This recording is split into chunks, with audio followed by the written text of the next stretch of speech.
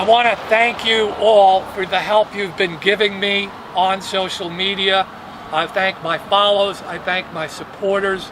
I want to thank Senator Black, who is going to be speaking in a moment. We're here in Ashburn at the Education Building of Loudoun County, the site of rally last night with over 1,000 people, the site of a rally last week at the school board meeting with 1,000 people. Today we're here in the rain. The lightning and thunder is right here today. So we've got a storm coming. I want to say a special shout out to the U.S. Supreme Court that handed Public Advocate a major 6-3 victory today. The 6-3 victory was a masterful decision to essentially say no to Kamala Harris. I don't think Kamala Harris has been turned down, at least since yesterday with Donald Trump at the border, but this is her second defeat. This morning at 10 a.m., the Supreme Court, I think, Mr. Black, you were also on that brief, it was a brief to appeal the ruling of Kamala Harris as vice president in the situation involving the disclosure of donors. This meant that Kamala doesn't get to see who our donors are or of any conservative organization in the United States. So America is still a free country. Kamala Harris got a kick in the teeth from a 6-3 decision of the Supreme Court this morning.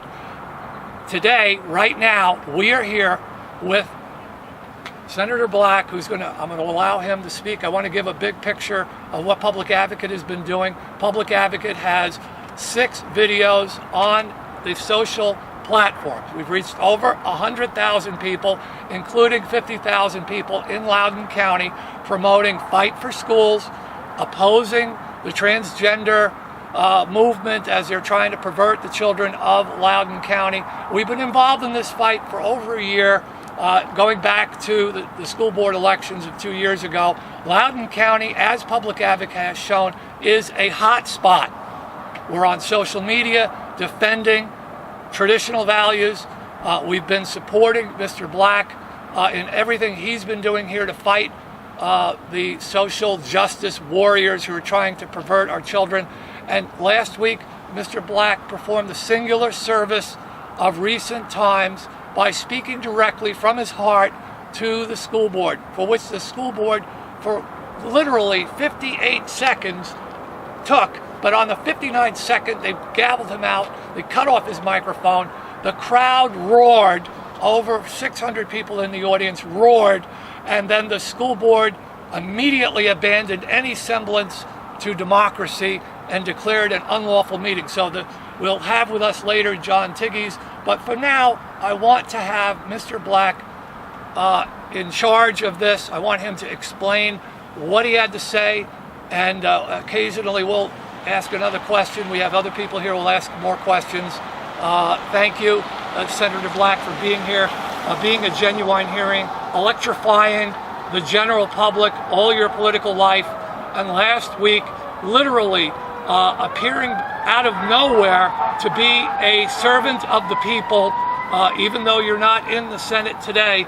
As a paragon, you're honorable, you're brave, and you take it in the chin and keep on kicking.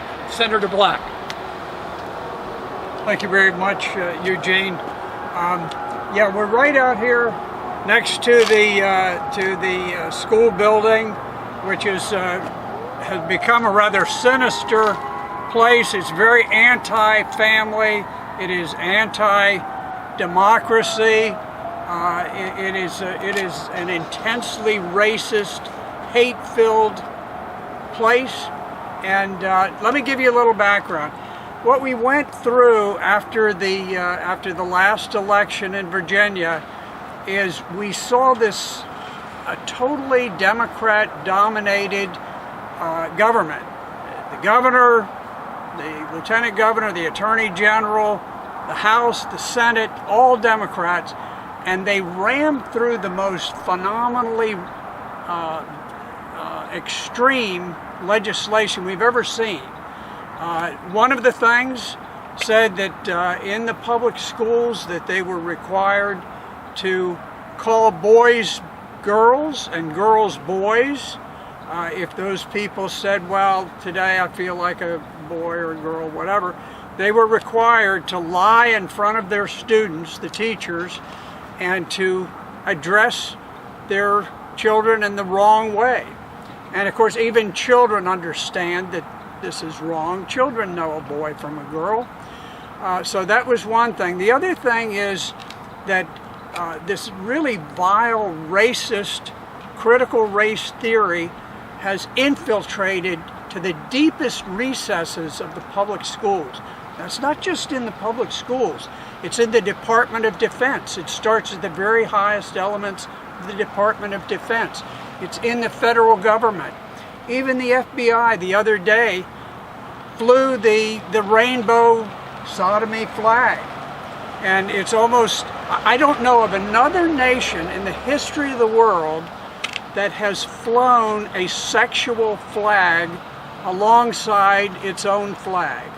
There's not another one in the history of the world, as far as I know.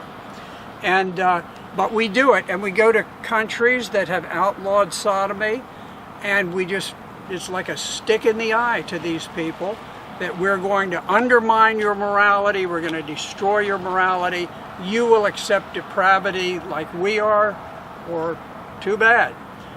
So we have this combination, and it's a very toxic combination of this sexual hatred towards the normal, combined with a hatred of children based on their skin color. And basically it's targeting whites. White children are to be bullied, they're to be hated. Teachers are empowered to speak against them, to say that they're genetically racist, that even though they may not say anything that's hateful, that they're hateful anyway, and that you need to distrust them and dislike them. So this is sort of the environment. This is what's coming out of the Democrat-dominated government in Richmond, and what propelled it is very much like what propelled the Bolsheviks in Moscow during the Bolshevik Revolution, or the Nazis in Bavaria and then in Berlin during that era. You have to have the muscle. You have to have mobs that are willing to go out and to chase people down, beat them up, destroy buildings like on Kristallnacht, and ultimately they have to be willing to kill. We've seen this with the movement that involves BLM and the Chardonnay Antifas, who are typically wealthy, privileged whites who have never had to work a day in their lives, and they don't understand people like us. I was a factory worker at minimum wage. I was a private in the Marines making $72 a month. But people like us rise up. And, you know, before we knew it, I was a pilot, then I was a company commander of Marines. Later on, I was running a major department in the Pentagon. But they're told that whatever we have was given to us by government, because frankly, there are unfortunately elements of the society who don't imagine how anything can come from anything except being given to you by the government. And it's really unfortunate, because we're not teaching children that you rise through your bootstraps. Fellow Sunil Singh, he's a wonderful leader of the Indian community. He came here with $100 in his pocket, and he went to work as a delivery man for Papa John's. He delivered pizzas.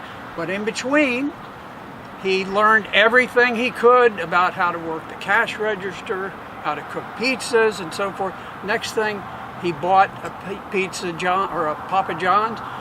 In the end, he owned 60 of them. And he's a very, very powerful, successful businessman.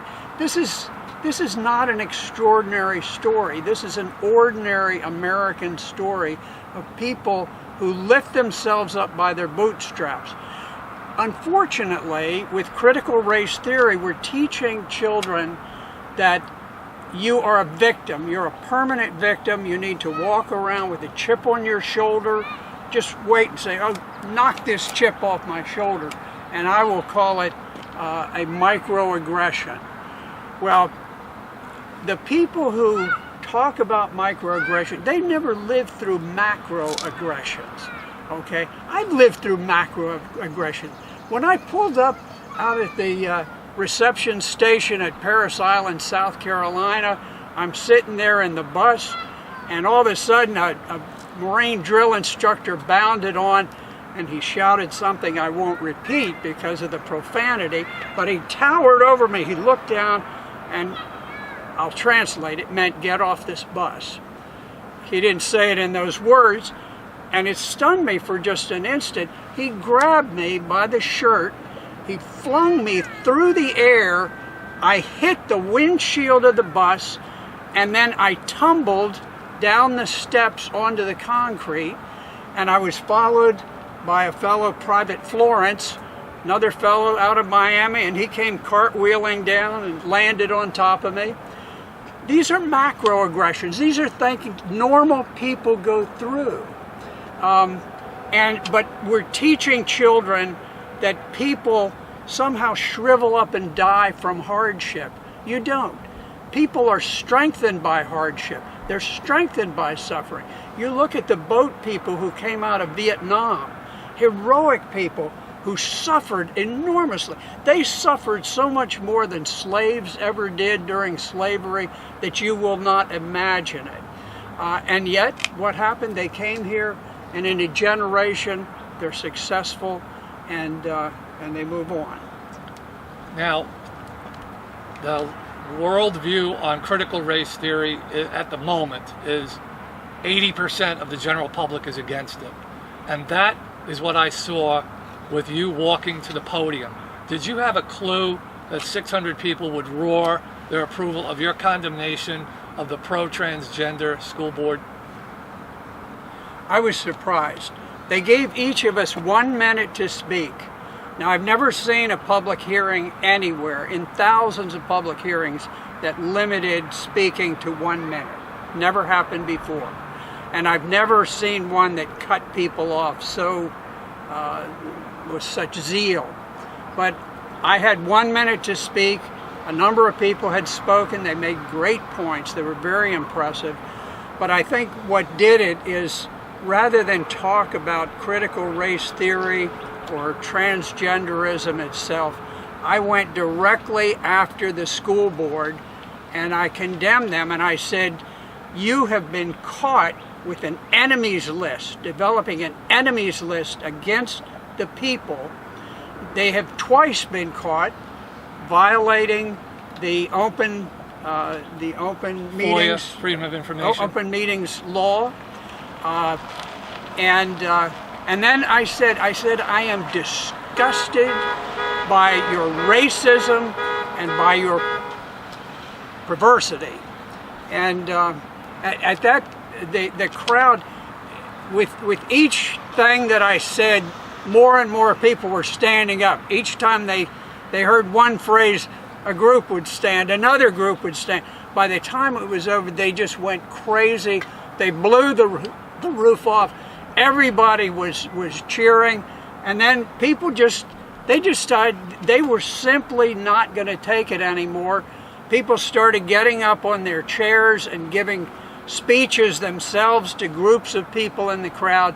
And meanwhile, the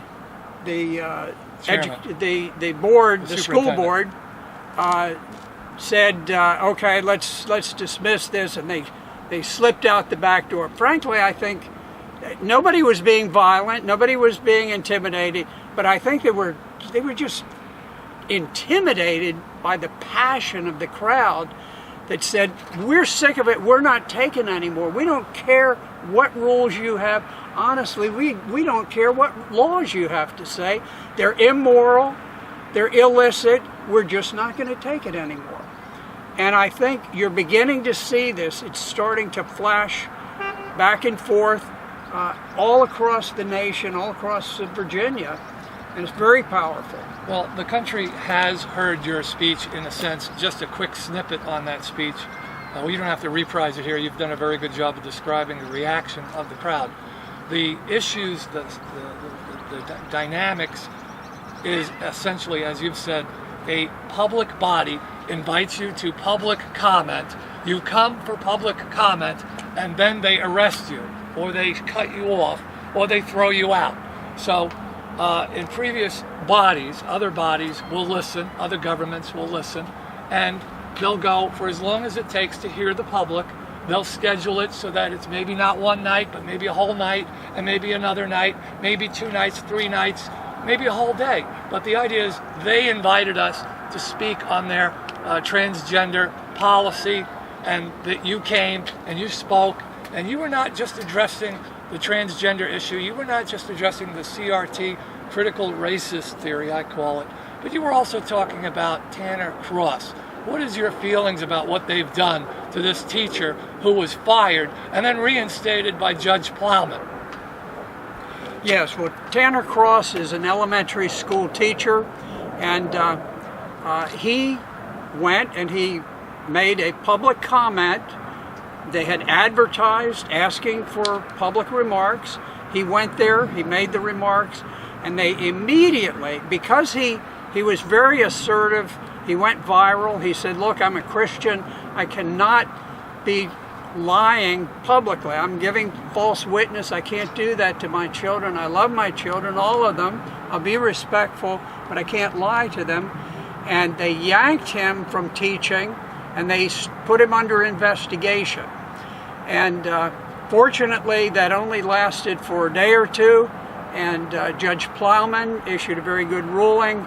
He imposed a temporary injunction and blocked them from removing him. So he's back in school now, teaching children. He's not a disruption, he's a hero. And people all across America are looking at Tanner Cross saying, that's the kind of guy who makes up America.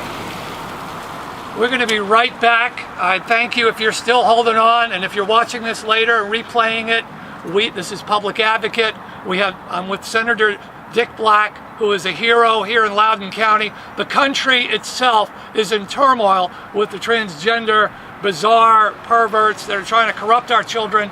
The country is in turmoil with the Marxist, critical racist theory that they claim they're not doing while they're condemning and arresting parents here in Loudoun. We'll be back in 1 minute. We're taking a brief pause on all channels. Thank you, thank you, thank you. I'm Eugene Delgaudio, President of Public Advocate. We've been doing a live broadcast with Senator Black. We won a great Supreme Court victory this morning, 6-3 against Kamala Harris. Kamala Harris, as Attorney General, tried to shut down Public Advocate and every single conservative organization by demanding that we disclose our donors to California when she was Attorney General. Well, the Supreme Court essentially kicked her in the teeth and told Kamala Harris, take a hike, no go, 6-3. Kamala Harris was told, no win. Now, this was a defeat not just for Kamala Harris, which is good, but it was also a defeat for New York. I know you all love Andrew Cuomo, but it was also a kick in his teeth as well. So all liberals everywhere, boo-hoo, boo-hoo, cry, cry, cry. We're here with Dick Black today, who is a hero. Dick Black makes liberals cry. He makes them cry like little babies because he speaks directly to the heart. He speaks for the people of our country. He speaks for the people of Loudoun County. And in our first segment, we discussed what actually happened. We've been asked online and here, how and why did you step forward, Mr. Black, Senator Black? Why did you come forward and speak to the school board in 58 seconds that turned the entire fight, turned the crowd here excitedly standing on their chairs, cheering you, and erupted in uncontrolled enthusiasm for you, Senator Black? What goes through your head, Senator Black? Why are you here? What's going on in Loudoun County? Well, thank you, Eugene. I'm just going to follow up on this Supreme Court decision. What was going on is that by forcing groups like Public Advocate to reveal their membership, The idea was you do that, and then you use the muscle. You use these violent elements that are roaming the streets now, and you go out and you beat people up. You kill them. You get them out of their jobs. You take away their property. You break up their families. That's the reason that they wanted them. They didn't want them because they wanted to solicit your donors. They wanted them because they wanted to use strong arm against them. To silence us. Just like the fascists did, just like Mussolini's fascists, just like Lenin's guys did. They go out in the streets, they beat people up. And so, fortunately, the Supreme Court did the right thing. Now, I want to talk about the school board meeting. Which we're here at Ashburn, right here in the Administration Building, here in Loudoun, right here in front of it, where Dick Black made his heroic stand. Well, and this is a very sinister building right here. Right now, the things going on within this building are extraordinarily racist and depraved, and they are an attack on every family that has children in the public schools. Now, when we started off, there were groups of Rainbow Coalition, LBGT, sodomy people, who were bussed in, and they were right there in that parking lot right there. I recall one of the biggest banner that they had. It was a big rainbow flag, and in the center of it was a very militant, clenched black fist. It was like Black Power. It was like the Black Panthers used back when they marched with rifles and shotguns up on the steps of the Supreme Court many years ago. So it's a symbol of violence and hatred. And so these people met there. Now, I came out here because I've been working, I've been advising and talking to the different groups, and I was very well aware of what they were doing. And I knew that they were getting to the point where the school board wanted to adopt this policy 80-40. 80-40 and its related policies basically says that if you have a boy who says he's a girl, you have to call him a girl, and vice versa. So you have to call boys girls, girls boys, and in addition to that, the boys are able to participate in girls' sports. All they have to do is say, you know, I feel like a girl today, and so I'm going to be the weightlifting champion. I'm going to set the record for girls weightlifting or girls running or whatever it is. And so they had that. They also said in their policies that if a boy says he kind of feels like a girl today, you got to put him in the girls' shower, you got to put him in the girls' locker room, you got to put him in the girls' bathroom, and you expose girls, you strip away all of their privacy, and you leave them where they're totally helpless in the face of these deviant elements. And so that was what was going on. This was coming to a head. Each time there was a meeting of the school board, more and more people poured on. More people were becoming aware of what was happening. And at this point, I felt like it was necessary for me to get out, to get involved, and just to lend my weight to what was going on. So I went through the crowd there, a very militant, a very aggressive crowd, and I went, and there were the people, the parents, the family people. And now what had happened, the school board, of course, is intensely pro-sexual deviant and pro-critical race theory. And so what they did is, without notifying the rest of the population, they opened the sign up for who could sign up to speak first. They secretly opened it up early, and they let the word out to the LGBT groups and the critical race theory people. They said, hey, you get in here, you sign up. So that's why we had initially this group of people who were there, who were arguing in favor of the transgender stuff. But when they were finished, we had a total of 259 people signed up to speak. Only 15 were the transgender advocates.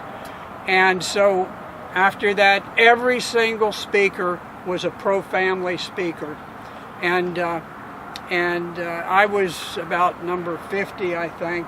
And Did I interrupt for a moment? yes, go ahead.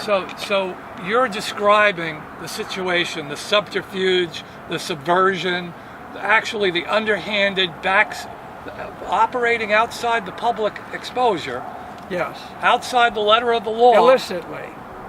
These are many different times that they've had secret meetings on social media, excluding the public, blocking conservatives, blocking parents, and now they're blocking the entire county of Loudoun. The entire government here is, in the school administration, blocking individuals en masse.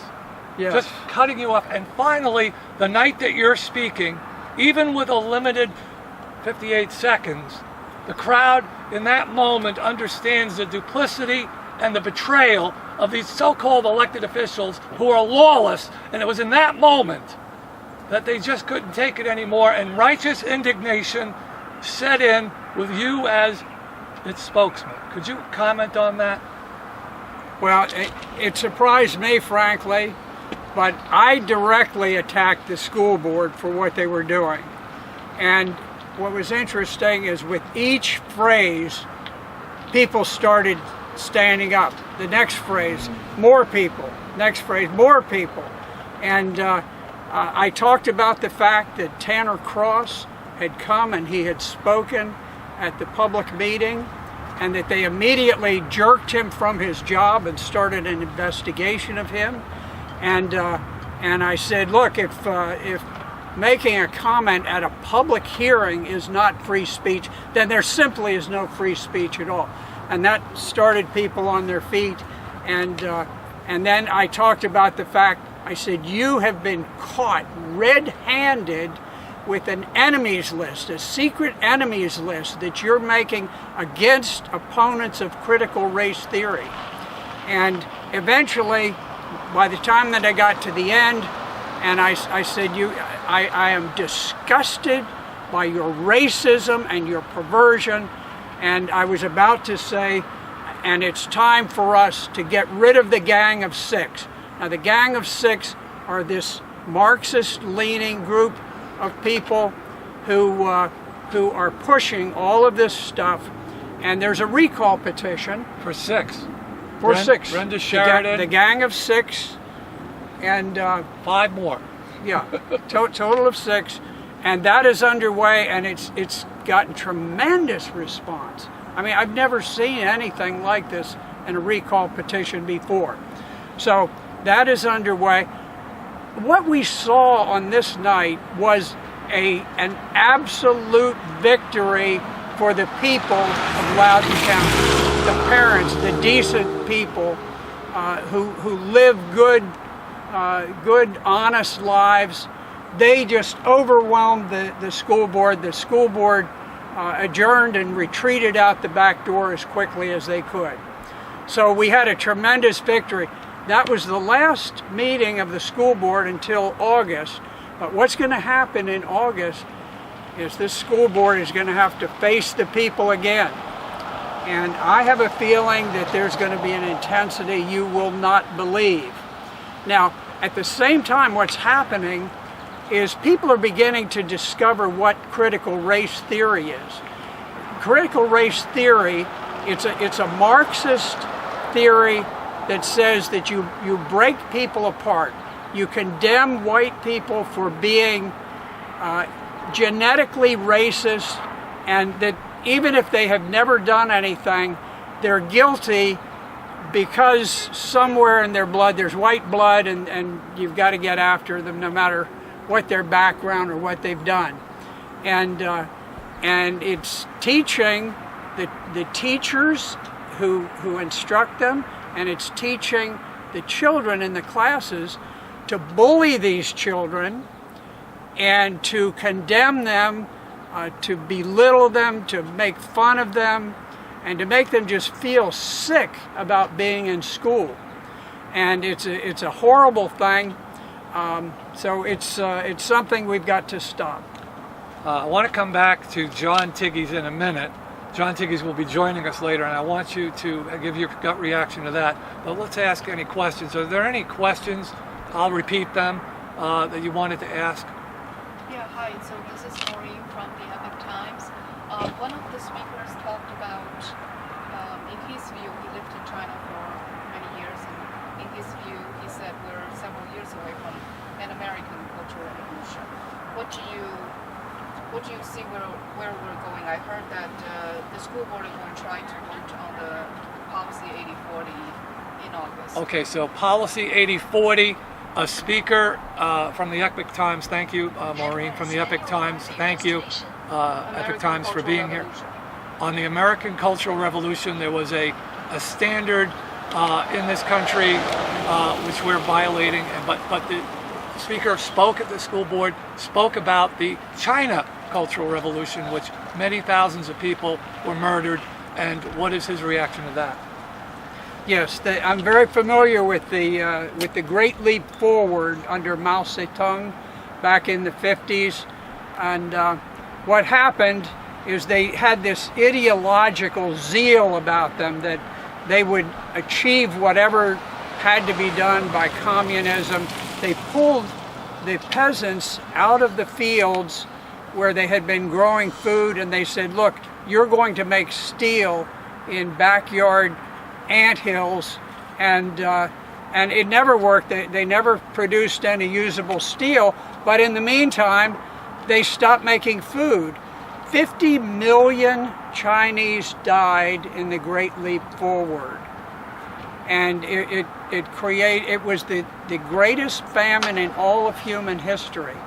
Now the United States has an experience with communism.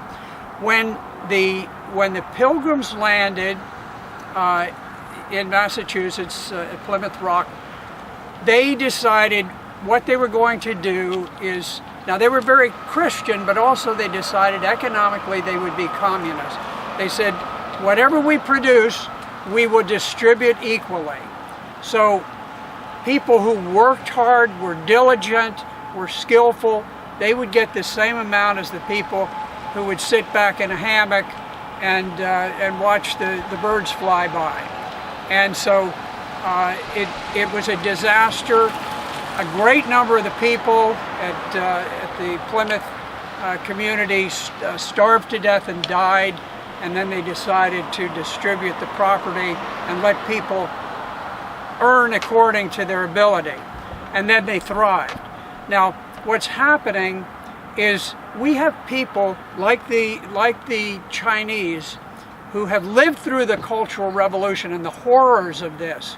I recall a story where there was a little boy, and he's emaciated, starving to death, and he's scraping on the ground, and he finds a rotted potato, and he sticks it in his pocket so he can take it home and feed his family. They found him out, they executed him, and they made an example of him because he had taken a rotted potato. This is the type of thing that goes on. So what happens, these people who have lived through this, they can see it coming in the United States. And with critical race theory, they see it's being used to divide and to shatter the cohesion of the American people, number one. And number two, it's being used to level out everyone so that no one can excel at anything, perhaps except for sports. I suppose you could still excel there, but if you're a man. Yes. Only if you're a man. Women are not allowed to participate in sports. Well, that's right. Women can't excel because there are going to be biological men there to take over. But anyway, it's the idea of egalitarianism. Same thing that the French Revolution went through, where they sent thousands of people, including 40,000 priests and nuns, to the guillotine and cut their heads off. Same thing with the Bolshevik Revolution, where they slaughtered millions of people. And that's what they see coming here, and it's what we need to stop by stopping critical race theory. Thank you. Epic Times, does that answer the question you had? Thank you. We are broadcasting live. We are in the final moments of this segment. Our next segment, we will have John Tigges, American patriot, a parent who was arrested. Could you quickly comment in under a minute about the bravery of John Tigges? You led the crowd. This man stood and said, we have a First Amendment right. He responded to your call that we have a First Amendment right to respond to public comment by public officials. Yes, when we were told to leave, no one ever said that this had been declared as unlawful assembly. Unlawful assembly. But the police began to say, okay, we've got to shut down and move out. And John Tigges very rightly said, look, we're here for a public hearing, and we have a right to be here. And consequently, now he didn't resist violently, but the police took him into custody because he didn't voluntarily leave. Now, had he been a BLM protester or an Antifa person, he could have smashed windows, he could have burned stores, he could have chased people down and beat them with a club, and they'd have said, oh, no big deal, let this person go. But John Tigges, because in a very dignified way, he says, I can't leave because I have a right to be here. So he was arrested because of that. And the conservatives, decent people are held to an extraordinarily stringent standard, whereas the people, the mobs are allowed to do anything that they want, however violent it might be. Well, thank you, Senator Black, for being with us for this full 2 segments. For those of you out there, Senator Black is leading. We'll have John Tigges in a moment. We must stand up, and as Tucker Carlson said, and as Dick Black leads by example, we must have you stand up, no matter the consequences, and we'll have the man, John Tigges, in a moment, who paid that price. I do want to acknowledge that Senator Black is an American hero, has fought for our country, and is a hero in every sense of the word. God bless you. Thank you all, staff, for helping me out. Thank you, Dick Black. Thank you, thank you, thank you. This is Eugene Delgaudio in our 3rd segment live today. I know I've been doing a lot of live posts, but this is a big day for Loudoun County, a big day for the United States of America. The Supreme Court has given me a wonderful gift this morning at 10 a.m. I'm here with John Tigges, a hero that we're going to hear from in a moment. And I'll tell you more about Mr. Tigges in a moment. But earlier I mentioned this, I'll mention it again, it bears repeating. The Supreme Court gave us a tremendous victory, 6-3. They kicked Kamala Harris and Andrew Cuomo in the teeth. We had a wonderful decision. We've been working on this for years. Like many of the things that Public Advocate does, we have over 60 briefs that we have filed before the Supreme Court. This is number 61, but this case involved the disclosure of donors. And as Dick Black noticed earlier, Senator Black, this is part of the methodology to harass people, to persecute them who are conservatives, and to find out who they are, dox them, and expose them, and harass them, and threaten them, and make it so that they don't donate, vote, put their minds, come to public speaking. Anyway, Camilla wanted to do this as Attorney General of California, and the Supreme Court said, no, 6-3, no.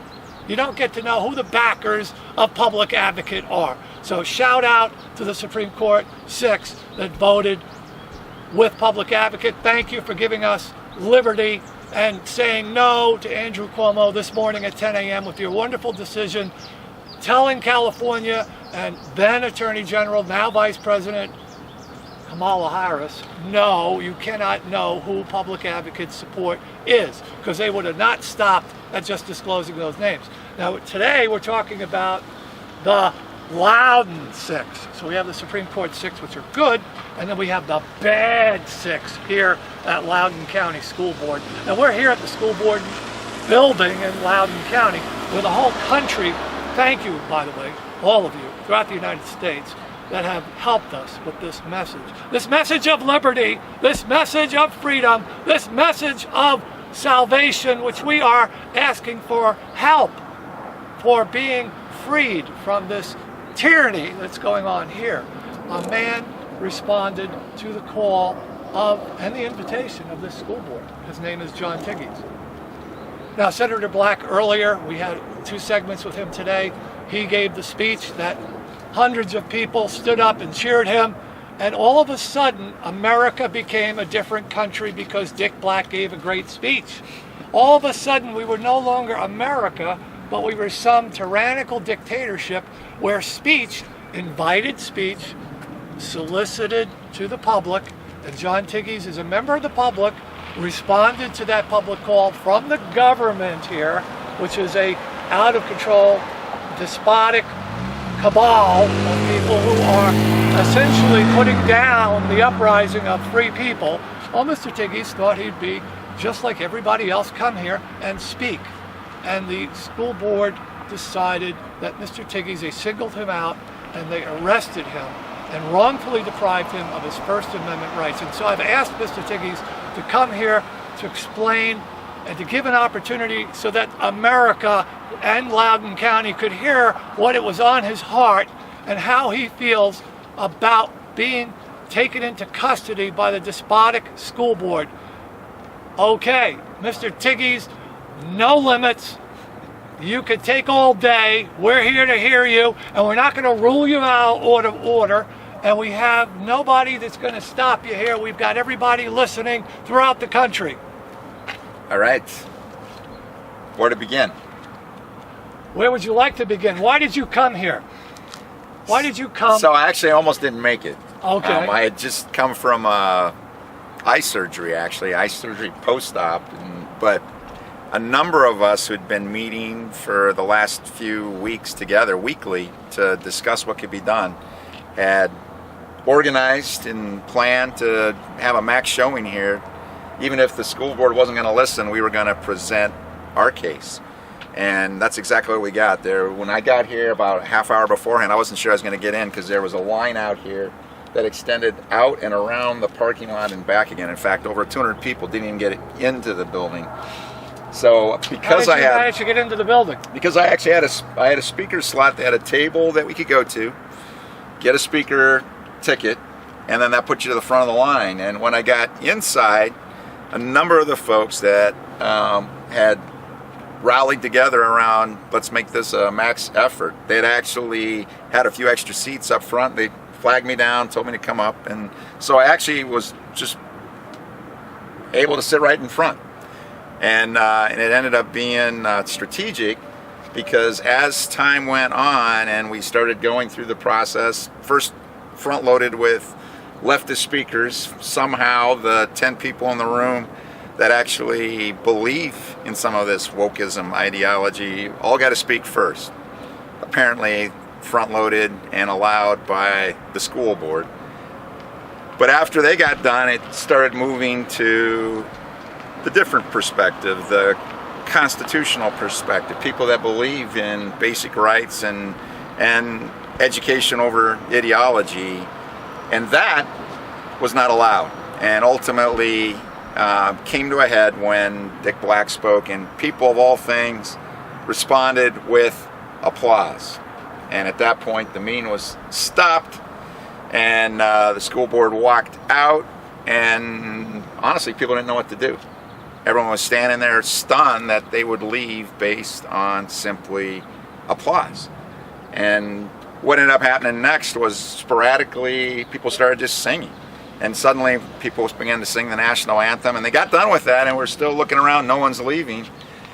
And because I was in front and I knew probably 3 or 4 dozen people in the room automatically, it began to occur to me that we could still speak, that we were in a public place, and whether or not the school board, who clearly didn't want to hear us anyways, was going to listen, we could present our case. And that's what we're going to do. And a lot of people, they just needed to get out of their system. So started lining people up, just as before, told everybody, if you had a place to speak, we're going to stay there until everyone's had a chance to speak. And people very dutifully and peacefully lined up down each row, and one by one, people started presenting things without even microphones. And then someone showed up with a portable microphone, and we began to speak out of that.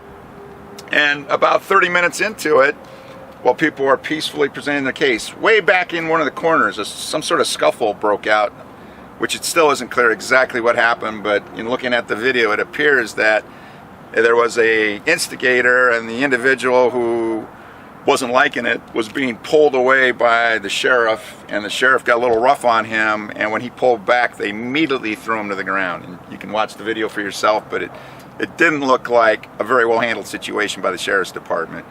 We'll add to that the next step with the sheriff's department, and that is when, because of that, the school superintendent got on the microphone and then declared the entire peaceful presentation an unlawful assembly. I know enough, having done about a half a year of weekly rallies about free speech and doing kabuki dances with the Leesburg Police Department, that there is a high bar for unlawful assembly. There are very specific standards that have to be met. I mean, you have to actually have a group of people conspiring to cause harm. And that wasn't taking place in that room. Everyone else continued. And a lot of people don't think even knew that the scuffle took place. And everyone ignored the superintendent. So he deployed a mass amount of sheriffs into the room who started hurting and pushing people and threatening people to leave or be arrested. And a lot of people had scared the daylights out of them, and they started to leave. And unfortunately, even some Republican political leaders started pulling people out as well instead of standing our ground. And that's when I started arguing with the police and I told the school superintendent, you do not have the authority to declare this an unlawful assembly. It's completely legal. It's a public place. Let me interrupt you for a moment there, John. This right there at that moment, the fact that you and I and others, part of our organization, have been backing you. We obviously, Public Advocate is a pro-family group supporting you for a year, that you're out in front every week. Every week. The orange hat was there. Right, but I'm saying every week you're out there on the front lines. I saw the police coming and talking to you practically for 6 months, and you are educating them, showing them the law in Virginia, showing them the law in the town. Elected officials were coming and helping you. Officially coming in front of the police and saying, this is the Constitution, this is the Virginia law that talks about lawful, unlawful assembly, where exactly you could step on a street, this is public place. Out here where we are in front of the government building here, this is the Loudoun County Administration building. We're in the parking lot. We're nowhere near the front entrance. You can't say we're blocking the front entrance by being here, but there are all sorts of allegations against you all year in Leesburg, right at the Loudoun County Government Center for a year. And everybody in this county knows that you actually know about lawful assembly. You're probably the preeminent expert in Loudoun County about Virginia law and lawful assembly. And you know it. And so you stood your ground, and there were cowards. There were cowards who wanted to not be embarrassed, who wanted to play the game, who wanted to be polite. Oh my goodness. Including on the school board. Right, well, let's address some of the cowardly, underhanded treatment of you by these officials at that moment. Well, I'm going to start with the school board because one of the cowards was on the school board, someone who's running for public office for a congressional seat, John Beatty, voted immediately based on applause that was behavior that was unacceptable in a public forum. Disqualified, from my opinion, for any public office. Nice guy, but if you don't have courage to back up your convictions in the war that we're in now, you better be a warrior, because that ain't gonna fly. Gone. The rest of the officials never came back. So I don't know what they did from there, but the school superintendent absolutely positively did not have the authority to declare that an illegal assembly. There's nothing illegal going on, nothing unlawful going on. One scuffle doesn't disrule 500 people from being able to present their case in a public place that they were invited to and had a speaking spot, and there was nothing going on in that room until at least 7 o'clock, which was declared beforehand. We had every right to be there. And we have to stand our ground. We've been retreating for more than 50 years, and look what it's got us. it's time now to take back the institutions that we have, schools being one of the most primary ones. It's the indoctrination of the woke at this point, and if we don't take back schools as a starting point, we're going to continue to kick out uneducated automatons who don't know any different than to support some of the mindless Marxism that's going on.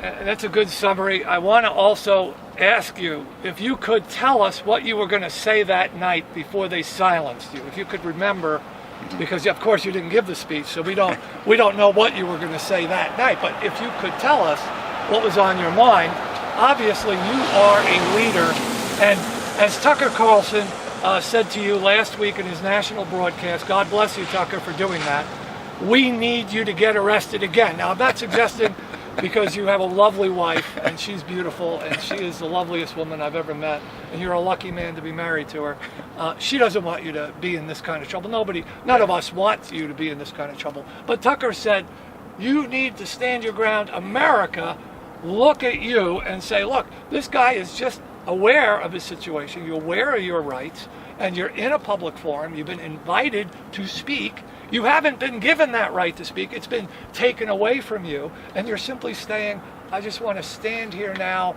and say to my citizens who are here in a public forum what's on my mind while you're in this forum situation, which you were invited to do, and you were peaceful. Right. You didn't raise your fist. I saw the videos. I know you as a person for a year, like I said earlier. I know how peaceful you are. I know many of the people you know. They're all peaceful. They're there by invitation. What were you going to say? So, the main thing that was on my mind wasn't the race theories and the various gender issues. And to me, what's taking place here in Loudoun and in the schools is a microcosm of what's wrong in the entire country. And that is that we as a country have been in a war, but we haven't been at war. And that's got to change. And that if we continue to lose ground in the schools, or we retreat when totalitarian bureaucrats try to squash you for being there to speak your mind, that this is going to continue. And we are, I believe, this close to the edge at this point. We are at the edge of the cliff to collapse. Every single major institution in our country has been taken over by, this is called what it is, anti-constitutionalists, anti-cons. They hate the Constitution.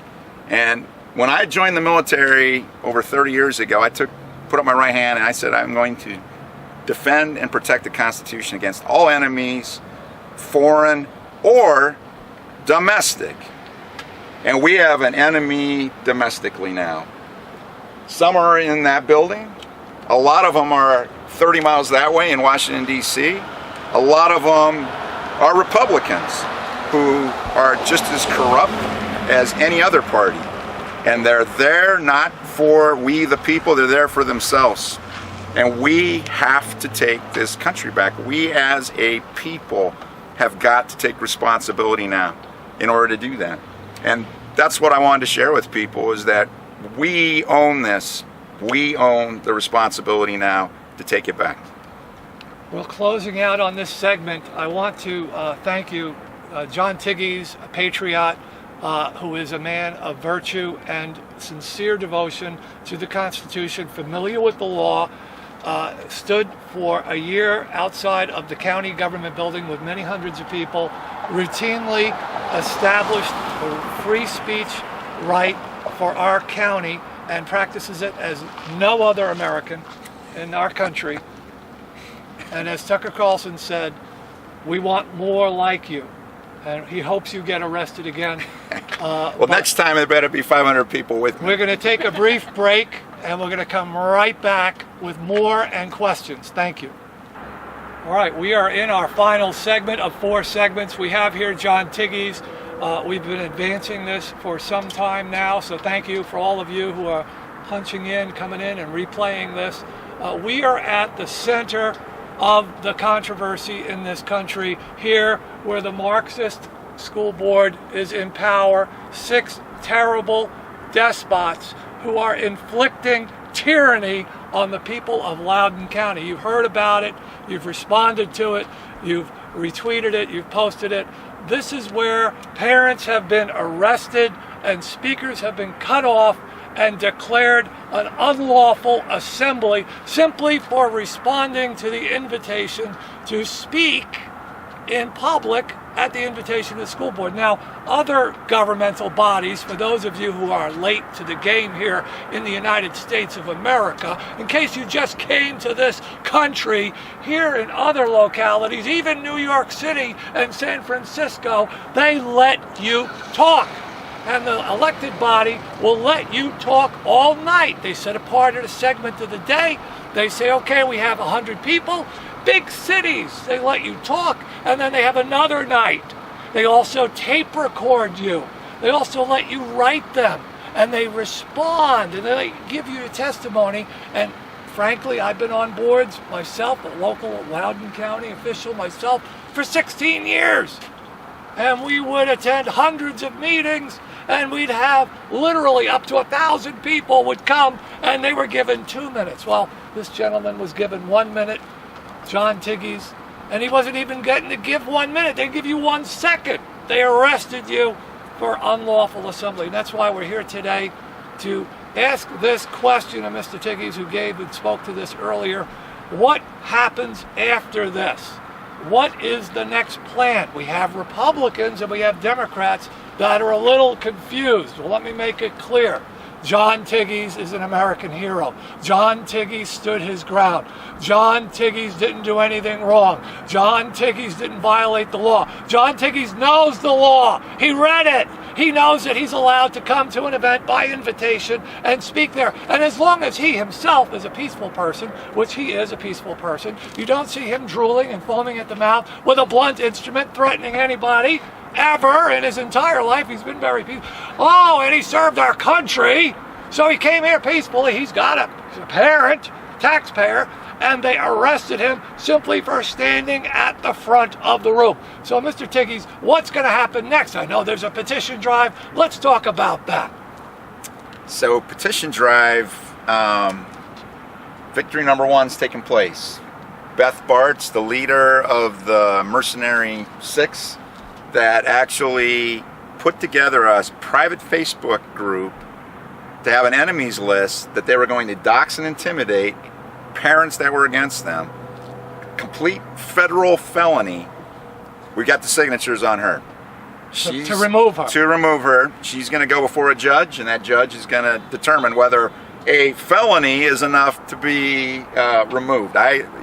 If going to a place and being handcuffed and arrested and being trespassing for doing nothing is something they can do something about, I would sure hope a felony is something that a judge would do something about for someone who's in public office. And there's not just the one felony, there's a pattern that you've uncovered.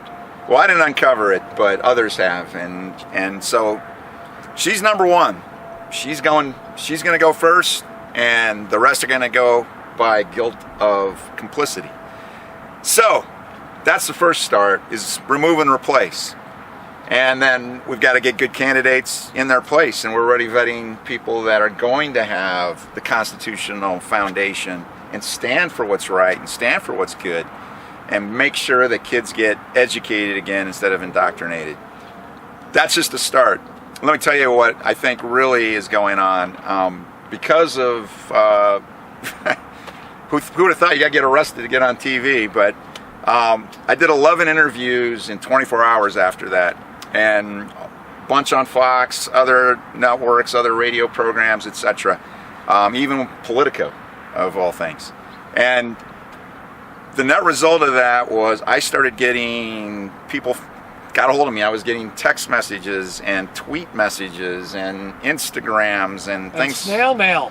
And I came back. I went camping for a couple of days with my son. I came back. I had a stack of snail mail waiting for me. And here's the message that I was hearing from people, even phone calls. We stand with you. We are watching Loudoun, and we are going to follow your lead. Let me tell you what's the underlying gird that I think is taking place in Loudoun, and it's this. It's one of the crazy blessings that's come out of censorship and big tech being able to put the thumbs down on people is people have put away social media, mostly out of fear, and they're rediscovering real community, real authentic community, where people are getting together again, face to face, dining, discussing, cussing, and then doing about the things they're cussing about. And we started something we call Patriot Pub back every Thursday. Every Thursday back. And tonight we got another one. And all it is, it's simple. Anyone can do this in their backyard. We get together, we eat, we discuss, and then we talk, not just philosophical, what are we going to do about it? Within that group of, it's grown to about 150 people regularly, 6 or 7 folks have been the voices that have been going viral in Loudoun County. They got the courage once again to speak. They knew other people had their back. I knew I had other people in that room that had my back when I was about to get arrested. That's what we need again as United States citizens. We need community, and it starts in the local community. Here's the more important piece, though. Who doesn't like to get together and enjoy some pub food and a cold one? The next and most important thing that mattered is that people have been signing up to activate. We call it the Minutemen. And those are the people that are going to war. Those are the people that are moving from listening and thinking and wishing to actually doing. And that's what we need across the whole country. If anyone out there has an interest in doing something like this and what I described sounds too difficult or you don't know how, you can write me at john@patriotpub.org and we'll help you get something set up where you're at. There's already a couple that have popped up. There's one in Austin, Texas that's already popped up. We had 3 different people come from other parts of Maryland and Virginia asking to do the same thing. This is what's going to make a difference ultimately, starting at the local community level, is getting one another encouraged, giving each other support, developing trust again in one another, and then going as an army back into this conflict and actually going to war. And that's what it's going to take. It's going to take a multi-year, probably decade battle to take back all the institutions that we've lost because we were just being nice and civil and all the things that people think are nice to do in peacetime. But we've been at war and we haven't been at war. Well, that ends now. Thank you, John. We still have a few minutes left. We want to talk about John. Is it John? J-O-N? Yeah, I'm sorry. J-O-N at patriotpub.org. Write me. Happy to help you out. We're actually going to try to set up a framework where other people can plug in and they don't have to build their own websites and anything else, where you can just plug in and start using it if you want to. And we want to build an entire network of Patriot Pubs where people will once again start to gain the courage that comes through community, because that's contagious. Not to get sued, but it's a conservative Rotary Club with a bite. Yeah, I like that. You're getting people together for discussion and action. You have spokesmen, and as you said, half a dozen of those people that have been part of the Patriot Pub have come forward, and you know they have your back, you have their back. Thank you for that resource. And of course, for a year, you were putting that other weekly demonstration together for a lot of people. Now, the timetable for this is today. Obviously we're in the summer. The board comes back, the school board comes back in August. The removal petitions are going to be filed. They're starting one after another. This is going to be the only county in the country with a removal of 6 of a full majority by the citizens. This is going to remove at least one of them through a trial, and the others, by their complicity, hopefully will be also removed. But there's, like you said, other people who are joining this. And one of the things with the court battle is that they can do discovery. Yes, they could do defense, but they could also do discovery. And we're going to discover a lot more of what we've done. In fact, Public Advocate has filed our own FOIAs, and we will be filing our own FOIAs.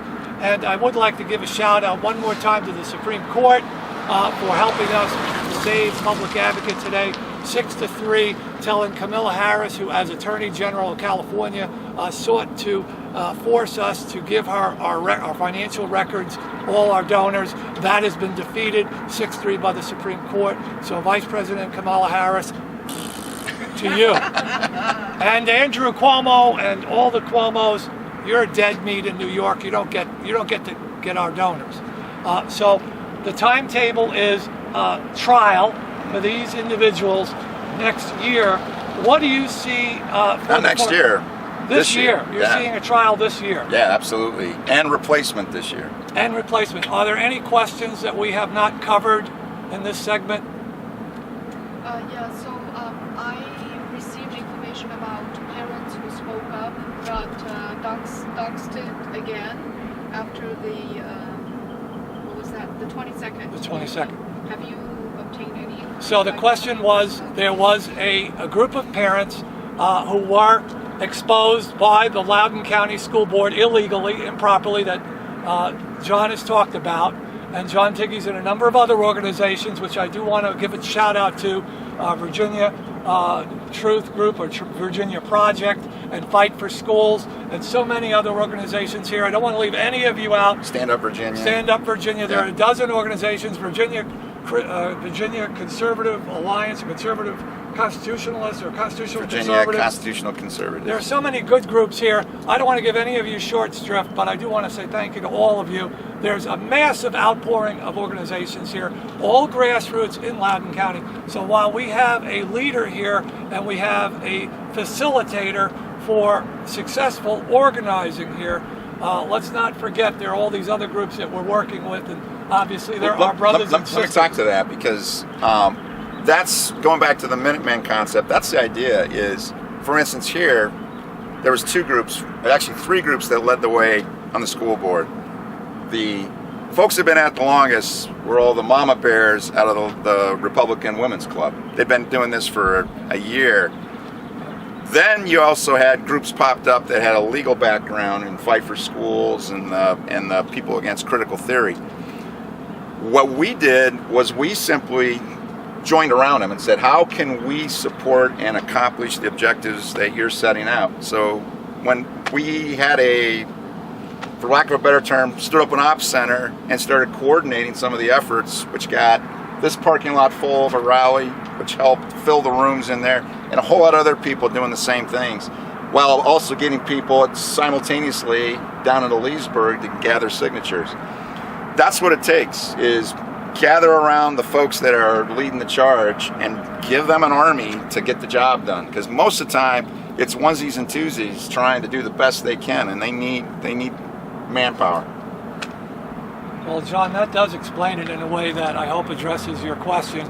We are not alone. You are not alone. You have to reach out and find those people that are already leaders, and then you have to coalition, Patriot Pub, and form a coalition in your county or locality and reach out to those people, give them support. There's an army of us here in Loudoun County. That army did not exist without you, John. I know that.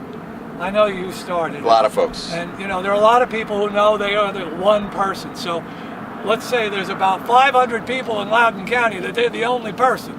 And they got together with some other people who are the only people. And the 500 introverts became a crowd of extroverts. So let's hear it for all of you in Loudoun County. Let's hear it for John. Thank you all again for helping me with Public Advocate. Thank you to my staff for making this production possible.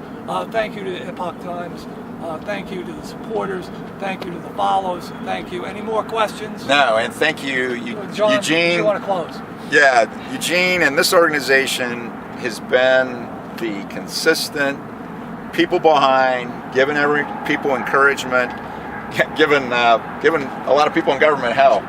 And my great appreciation to Public Advocate and all the work that Eugene and all your team has been doing, because you guys have been the people cheering people on, giving them, knowing that if they got in trouble, that there might be a lawyer there to bail us out. Yeah, there'll be a lawyer. Well, thank you, lawyers. Yeah, but yeah, do we really want to see that? Thank you, lawyers. All right.